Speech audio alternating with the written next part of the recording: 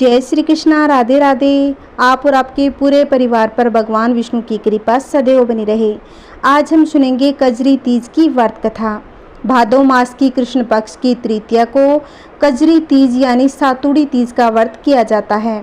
इस दिन महिलाएं अपने पति की लंबी आयु के लिए व्रत रखती है और महिलाएं पूरे दिन कुछ भी नहीं खाती पीती, पूरे दिन का उपवास रखती है और शाम के समय महिलाएं 16 श्रृंगार करके तैयार होकर नीमड़ी माता की पूजा करती है। नीमड़ी माता की पूजा के लिए मिट्टी या गोबर के दीवार के सहारे एक छोटा सा तालाब जैसा बनाकर उसके पास नीम की टहनी को रोप देते हैं।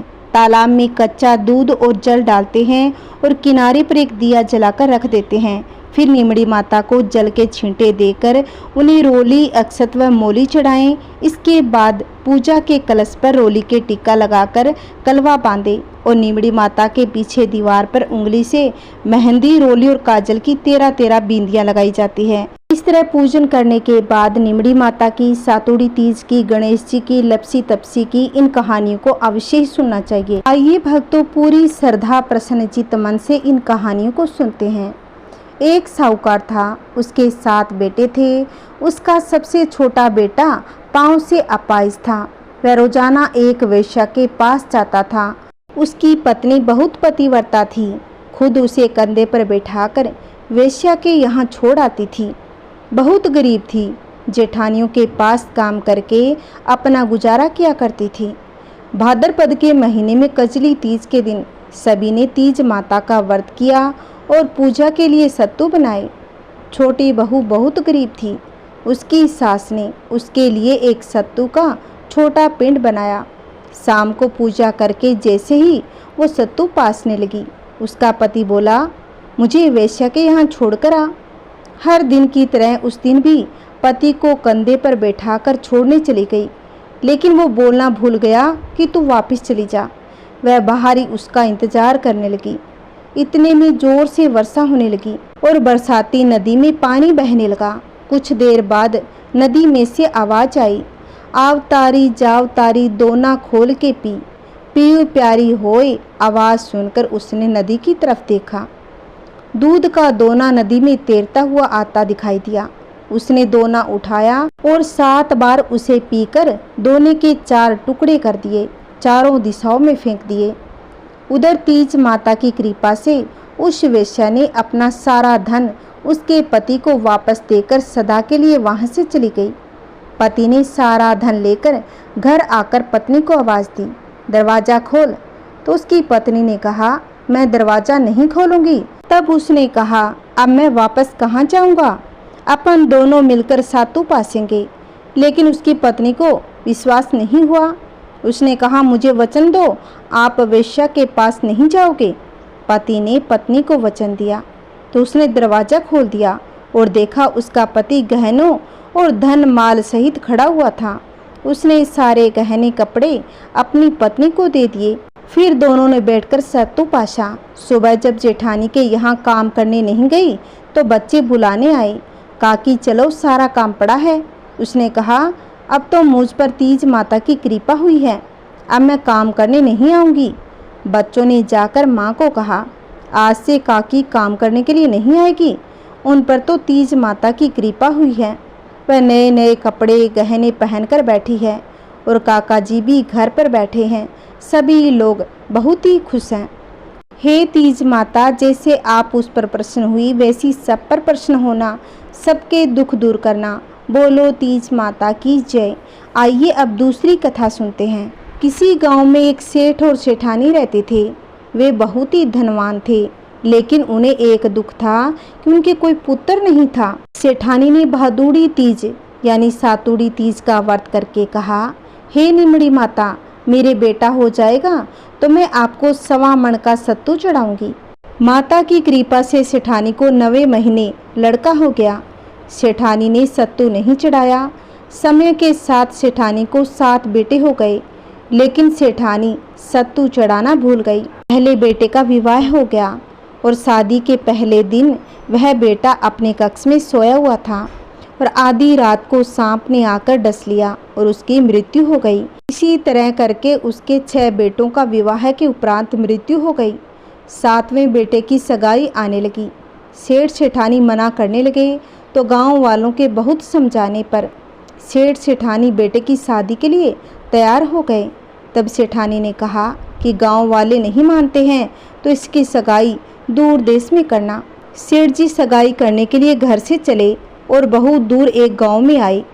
वहां 4-5 लड़कियां खेल रही थी जो मिट्टी का घर बनाकर तोड़ रही थी। उनमें से एक लड़की ने कहा, मैं अपना घर नहीं तोड़ूंगी। सेठ जी को वह लड़की समझदार लगी। खेलकर जब लड़की वापस अपने घर जाने लगी तो सेठ जी भी उसके पीछे पीछे उसके घर चले गए। उसके घर के बाहर चबूतरे पर आकर बैठ गए। उस लड़की से कहा कि तुम्हारे पिताजी से बात करना चाहता हूँ। तब वह लड़की सेठ जी को अपने घर के अंदर ले आई। सेठ जी ने लड़की के माता पिता से बात करके अपने लड़के की सगाई शादी पक्की कर दी। घर आकर विवाह की तैयारी करके बेटे की बारात लेकर गया और बेटे की शादी संपन्न करवा दी।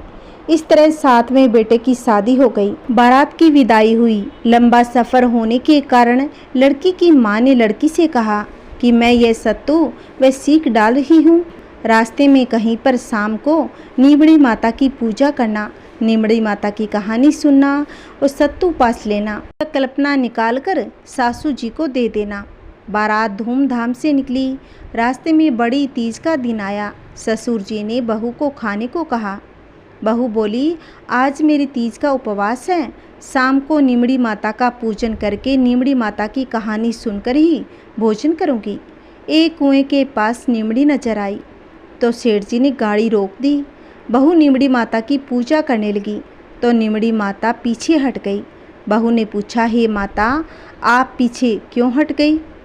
इस पर माता ने कहा, तेरी सास ने कहा था कि पहला पुत्र होने पर सत्तू चढ़ाऊंगी और 7 बेटे होने के बाद उनकी शादी हो जाने के बाद भी अभी तक सत्तू नहीं चढ़ाया। वह इस बात को भूल चुकी है। वह बोली, हमारे परिवार की भूल को क्षमा कीजिए, सत्तू मैं चढ़ाऊंगी। कृपा मेरे 6 जेठों को वापस कर दीजिए और मुझे पूजन करने दीजिए। माता नववधू की भक्ति और श्रद्धा देकर प्रसन्न हो गई। बहू ने नीमड़ी माता का पूजन किया और चांद को अर्घ्य दिया, सत्तू पास लिया और कल्पना ससुर जी को दे दिया। प्रातःकाल होने पर बारात अपने नगर को लौट गई। जैसे ही बहू ने ससुराल में प्रवेश किया, उसके 6 जेठ प्रकट हो गए। सभी बड़े प्रसन्न थे। उन सभी को गाजे बाजे के साथ घर में ले आए। सास ने अपने बहू के पैर पकड़ लिए और धन्यवाद करने लगी। बहू बोली, सासू जी, आप ये क्या कर रही हो? जो बोलबा करी है उसे याद कीजिए। सासू बोली, मुझे तो याद नहीं, तू ही बता दे। बहू बोली, आपने नीमड़ी माता के सत्तू चढ़ाने को बोला था, सो पूरा नहीं किया, आप भूल गई। तब सासू को याद आया। 12 महीने के बाद जब कजली तीज आई, सभी ने मिलकर 7.25 मन का सत्तू तीज माता को चढ़ाया। श्रद्धा और भक्ति के साथ गाजे बाजे के साथ नीमड़ी माँ की पूजा की और बोलवा पूरी करी। इसके बाद उसके घर में सब अन्न धन पुत्र पोत्र सबको वृद्धि हो गई।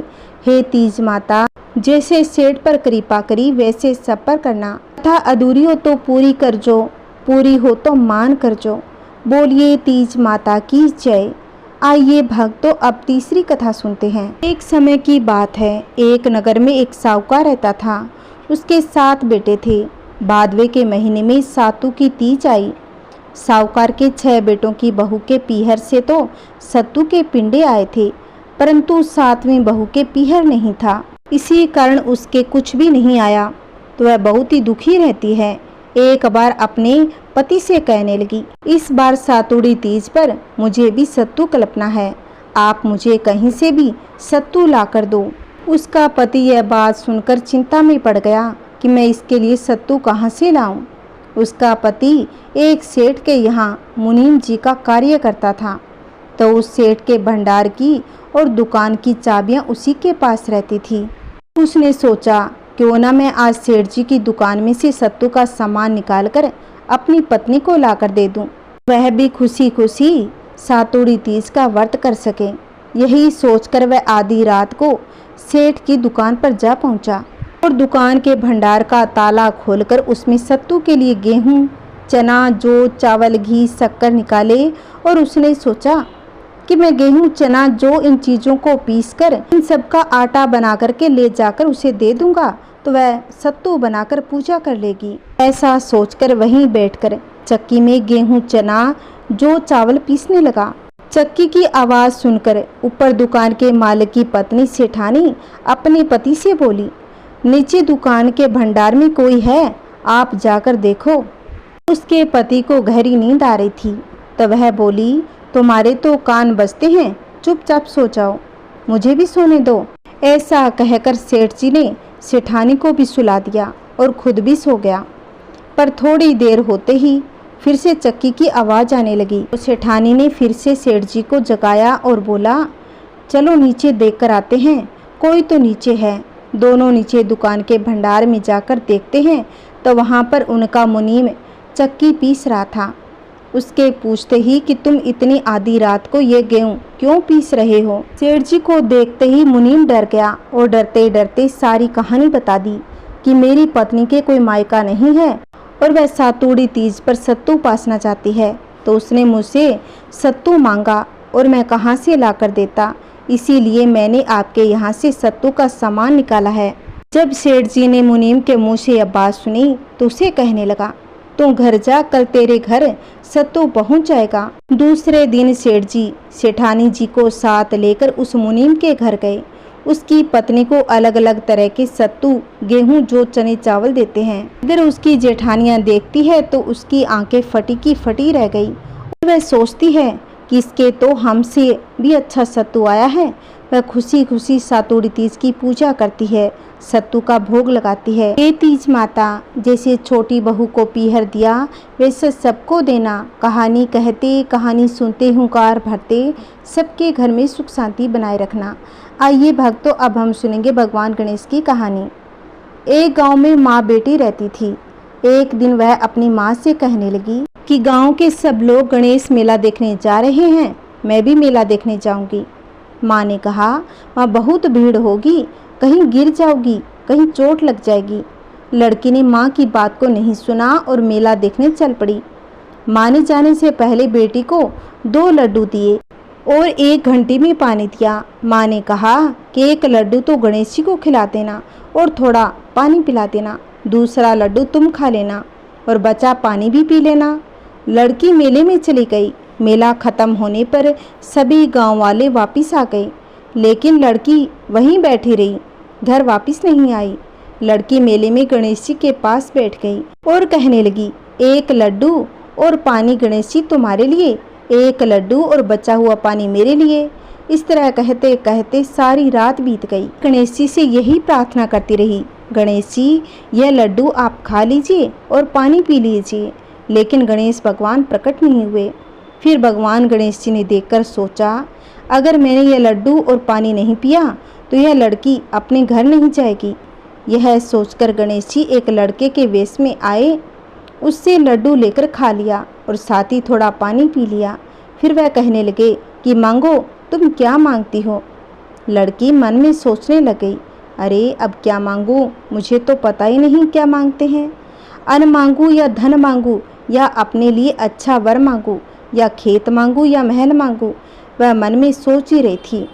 तो गणेश जी उसके मन की बात को जान गए और वह लड़की से बोले कि तुम अपने घर को जाओ, तुमने जो भी मन में सोचा है वह सब तुम्हें मिलेगा।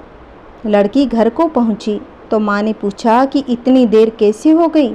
बेटी ने कहा कि आपने जैसा कहा था मैंने तो वैसा ही किया है और देखते ही देखते जो कि लड़की ने सोचा था वह सब कुछ हो गया। गणेश जी महाराज, जैसे उस लड़की को दिया वैसा सबको देना। कहानी कहते कहानी सुनते हुंकार भरते, सभी के घर में सुख शांति बनाए रखना।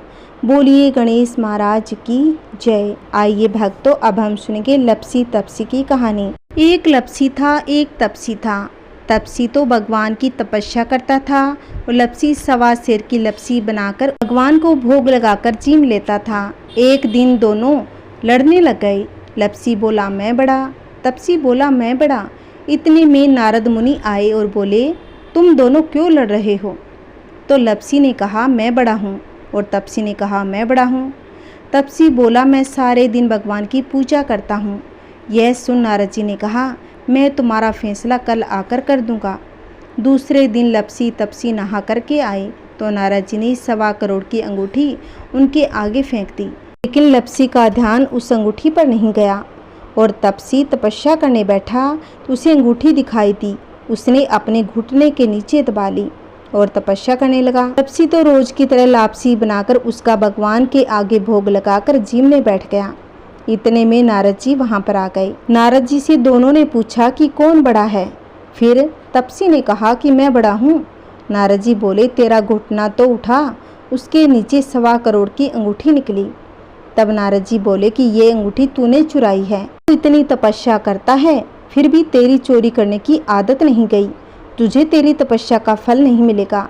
तब तपसी बोला, हे नारद मुनि, मेरी तपस्या का दोष कैसे दूर होगा।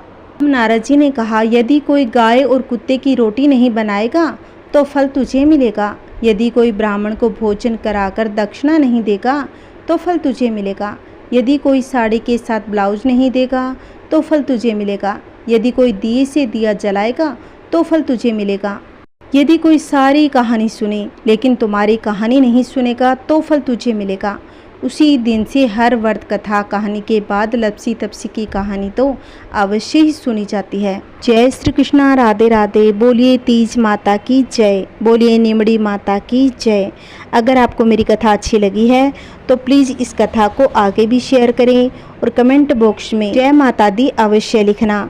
अगर आपने अभी तक मेरे चैनल को सब्सक्राइब नहीं किया है तो प्लीज़ इस चैनल को सब्सक्राइब करें, जिससे आपको आने वाली वीडियो की नोटिफिकेशन मिलती रहेगी, जिससे आप कथाओं का आनंद ले सकेंगे। और आप प्लीज़ वीडियो देखने के बाद लाइक ज़रूर कर दिया करो। आपका एक लाइक हमारे लिए बहुत महत्वपूर्ण है, इसलिए भक्तों एक लाइक कर दिया करो। जय श्री कृष्णा, राधे राधे। मेरे सभी भक्तगणों पर भगवान का आशीर्वाद सदैव बना रहे। ओम नमः शिवाय। हर हर महादेव।